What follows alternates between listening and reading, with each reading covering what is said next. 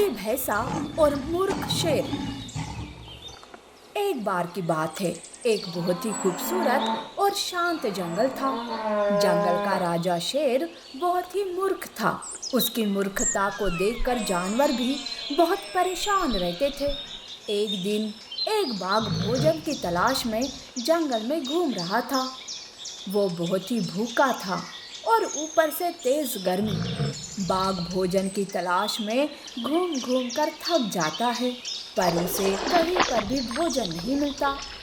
वो अपने मन में सोचता है, अरे बाप रे, ये गर्मी और ऊपर से भूख और प्यास के मारे मेरी तो जान ही जा रही है। सुबह से भोजन ढूंढ ढूंढ कर थक गया हूँ। यूं सोचते हुए वो धीरे धीरे आगे बढ़ रहा था कि तभी उसकी नजर शिकार की हुई हिरन पर पड़ती है, जिसे किसी ने शिकार करके वहां छुपा कर रखा था। अरे वाह हिरन, लगता है किसी ने इसका शिकार किया और यहाँ छुपा दिया। चलो, आज मेरे भोजन का इंतजाम हो गया। यूं सोचकर बाघ इधर उधर देखता है। उसे कोई भी नजर नहीं आता। यहाँ तो बहुत ज्यादा गर्मी है। मैं इसे किसी अच्छी जगह पर ले जाकर आराम से खाऊंगा, बड़ा मजा आएगा। यूं सोचकर बाघ हिरन को अपने मुंह में पकड़कर वहां से ले जाता है। वो हिरन को लेकर एक पेड़ के नीचे जाता है और लंबी सांस लेते हुए कहता है, अरे वाह, आज तो मेरा दिन बन गया। अब मैं आराम से इस हिरन को खाऊंगा। यूं बाघ हिरन को खाने ही वाला था कि वो शेर की दहाड़ सुनता है।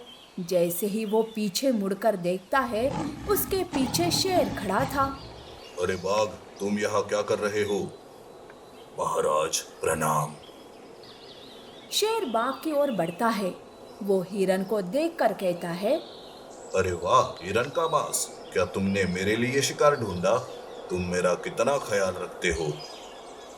बाघ हिचकिचाते हुए कहता है, महाराज, वो क्या है ना, वो मुझे बहुत भूख लग रही थी तो। अच्छा, तो इसमें हिचकिचाने वाली क्या बात है? तुम इस हिरन को आराम से खा लो। बाद में मैं तुम्हें खा लूंगा, ताकि तुम्हारी भूख भी मिट जाए और साथ ही साथ मेरी भी।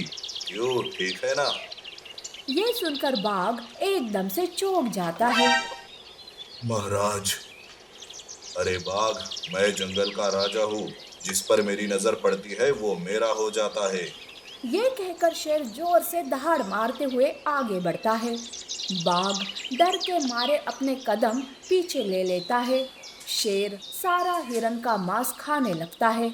बेचारा बाघ वहां खड़े खड़े बस शेर को देखता रह जाता है और अपने मन में रोते हुए कहता है, अरे, ये मूर्ख शेर तो मेरा सारा भोजन खा गया।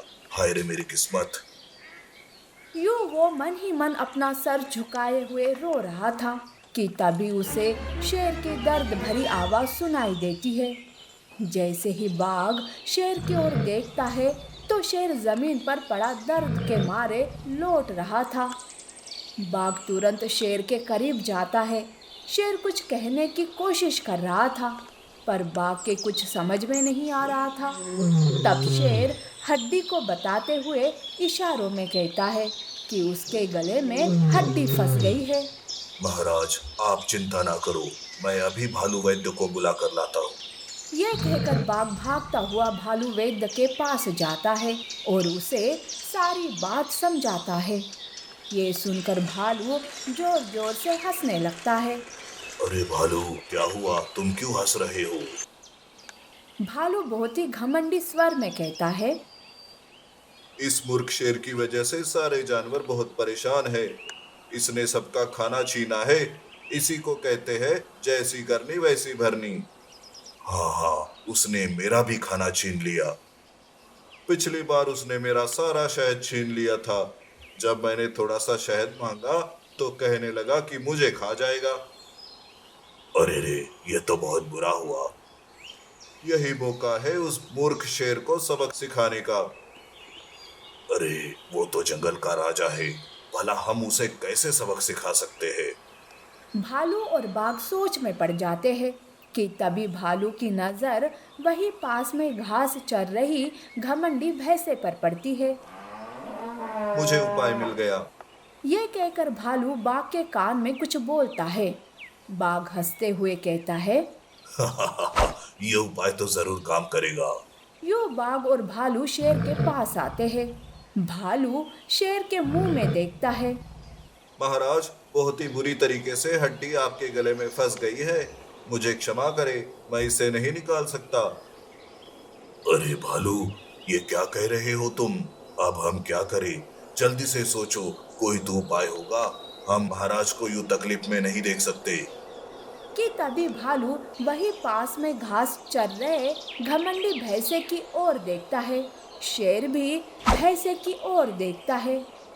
हाँ, मैंने भी काफी सुना है उसके बारे में। बहुत ही काबिल और होनहार वैद्य है वो। सिर्फ वही इस हड्डी को निकाल सकता है। वो पास के जंगल का वैद्य है। लेकिन महाराज, यहाँ एक दिक्कत है। हमने आते वक्त उससे कहा था कि वो आपकी हड्डी निकाले, लेकिन उसने सख्त मना कर दिया। हाँ महाराज, वो बहुत ही घमंडी है। उसने कहा कि तुम्हारे महाराज से कहो कि अगर हड्डी निकलवानी है तो वो खुद मेरे पास आए। यह सुनकर शेर को बहुत गुस्सा आता है। महाराज, शांत हो जाइए।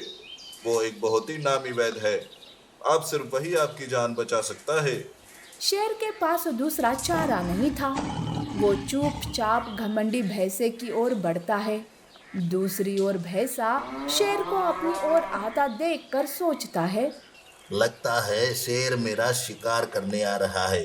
मुझे सावधान रहना होगा। यूं सोचकर वो शेर को रोकते हुए कहता है। रुक जा शेर, अब एक भी कदम आगे बढ़ाया तो तेरी खैर नहीं।